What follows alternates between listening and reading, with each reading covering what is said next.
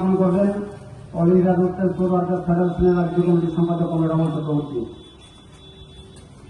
পুষ্পার্ঘ অর্পণ করবেন মটর শ্রমিক ইউনিয়নের সভাপতি কমরেড সৌমিত্র চক্রবর্তী।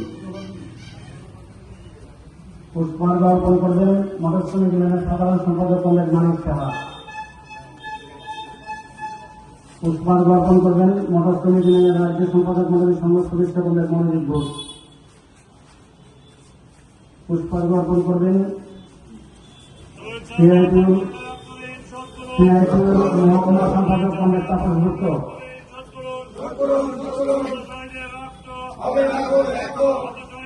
পুষ্পার্ঘ অর্পণ করবেন গণ আন্দোলনের নেতা কমরেড জিয়াউর দেবনাথ। পুষ্পার্ঘ অর্পণ করবেন গণ আন্দোলনের নেতা কমরেড সঞ্জীব সাহা। পুষ্পার্ঘ অর্পণ করার জন্য অনুরোধ করছি গণ আন্দোলনের নেত্রী কমরেড দীপিকা দাস। উপস্থিত সকলকে এক একটি পুষ্পার্ঘ অর্পণ করার জন্য অনুরোধ করছি।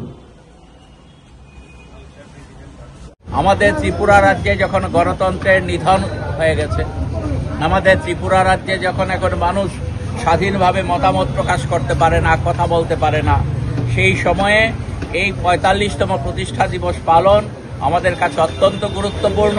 কারণ যারা আজকে মানুষের ওপর অন্যায় অত্যাচার করছে ত্রিপুরা রাজ্যে এবং সারা দেশে, তারা বেশি দিন স্থায়ী হবে না।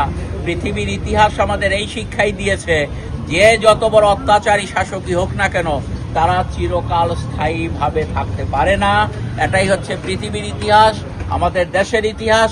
এবং ত্রিপুরা রাজ্য আমরা দেখেছি বিভিন্নভাবে অন্যায় অত্যাচারের বিরুদ্ধে অন্য সকল অংশের মানুষের সাথে, পরিবহন শিল্পের সাথে যুক্ত শ্রমিকরাও তারা গুরুত্বপূর্ণ ভূমিকা পালন করেছেন। এবং আজকের এই দিনে প্রতিষ্ঠা দিবসে পরিবহন শ্রমিকরা এই ত্রিপুরা রাজ্যে শান্তি, সম্প্রীতি, সৌহার্দ্যের পরিবেশ, গণতন্ত্রের পরিবেশ ফিরিয়ে আনবার জন্য পুনরায় শপথে সোচ্চারিত হবে।